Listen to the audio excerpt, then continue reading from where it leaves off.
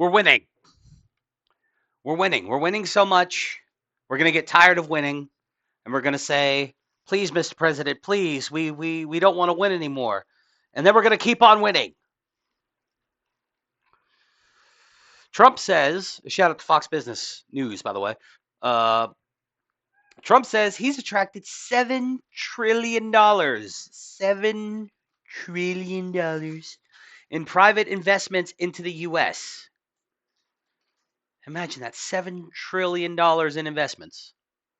White House data shows companies like Apple, Stargate, TSMC, and Nvidia have committed hundreds of billions of dollars. Winning. Winning, as Charlie Sheen used to say. Winning. And this is, Trump said this was going to happen. He said he's going to, get businesses to start building here in the U.S., which, that's a good thing.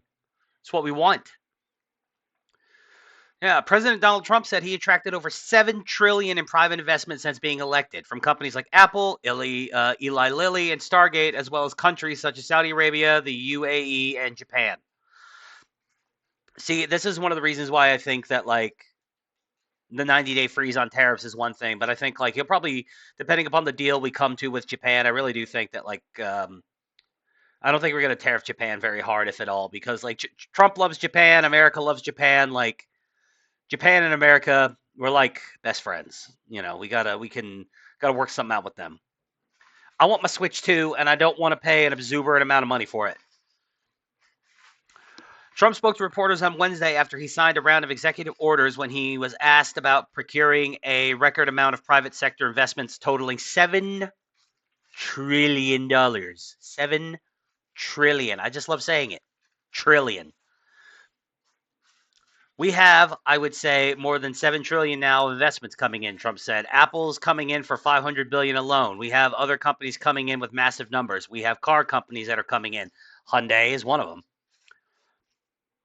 No, we've never seen anything like it. Maybe in the 40s or 50s or something, but we've never seen anything like it. I should have done the Trump voice. We have, I would say, more than $7 trillion now. $7 trillion of investments coming in. Apple's coming in. I'm not going to do the whole thing again. Never seen anything like it. A senior White House official provided Fox News with a breakdown of the investments, noting that many of the entities have committed even more than what was provided.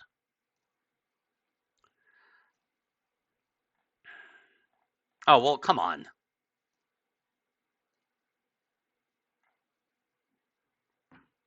Click on the link and it fucking... Oh, fuck off. I hate that shit. Anyway.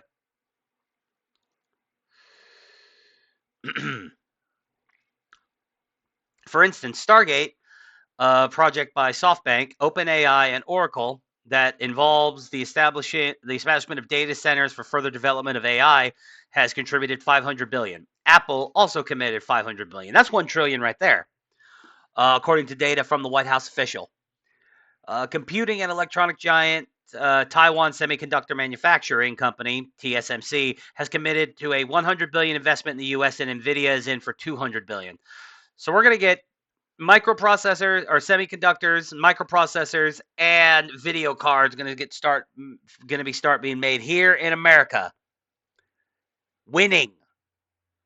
I'm telling you, this 90-day freeze is one thing. He's going to back off hard on some of the tariffs on some of our close allies. He's going to back off on tariffs on Japan, on Taiwan, obviously already on Israel, because Israel's already declared that they're going to walk back all their tariffs on us. So, we're going to come to a deal.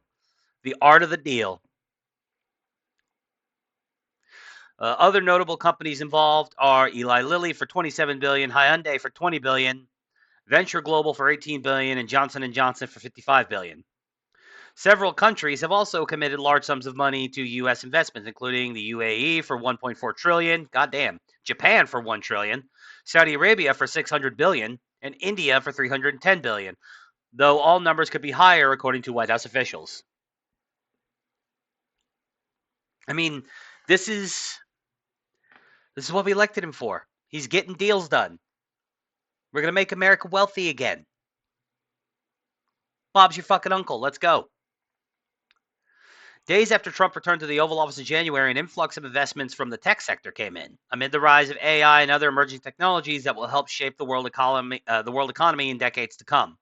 That momentum has advocates for pro-growth policies like the U.S. Chamber of Commerce, the nation's largest business trade group, looking to capitalize with regulatory reforms to entice further investment, like reducing regulations. Getting rid of some of that old red tape. Yeah, how about that? If you're doing business here in the United States, it should be as easy as possible to do business. And that's always been my stance. Like, if you want to do business here in the United States, if you want to build here in the United States, or if you're an allied nation with a long-standing history of friendly relations and good trade, we can have a kind of free trade agreement with again Japan. But like, if you as an American investor is going to have all your shit built in sweatshops in China and then have that shit shipped here to the United States, we're going to tariff you. Simple as. I don't think we should be doing any business in China, period, at this point. I think we need to start, we need to start pulling all of our investments out of China. All of the investments we have in China either need to be here in the United States or need to go to allied countries, actual allied countries, which China is not. Quote, it's great to see companies looking to make strategic investments within the United States. We look forward to working with the administration to reduce regulatory burdens to spur further investments. Jordan Crenshaw, Senior Vice President of the U.S. Chamber of Commerce. Commerce's Chamber Technology Engagement Center, CTEC, previously told Fox Business. Yeah, so this is what winning looks like. This is what winning looks like. We're getting that money. Getting that money, son. Like, look, we are still declining as an empire, if you want to call it that. But just because we're going through a bit of a retraction does not mean we are no longer the world's economic super fucking power, and we still are. And if things like this keep happening, we will continue to do so for decades to come. Good job, Trump. This is what I voted for. Let's fucking go. If you agree or disagree, comment down below. Tell me how much you hate Trump. Seriously. Or tell me how much you love Trump. Either one. I'm down for either one. Stop auto playing, you piece of shit. It's been doing that all day. But no, seriously, comment and smash the like button and follow the links and follow me on X and you sub to me everywhere. You know the drill at this point. You know the drill. I say that as often as I say, throw me a bone.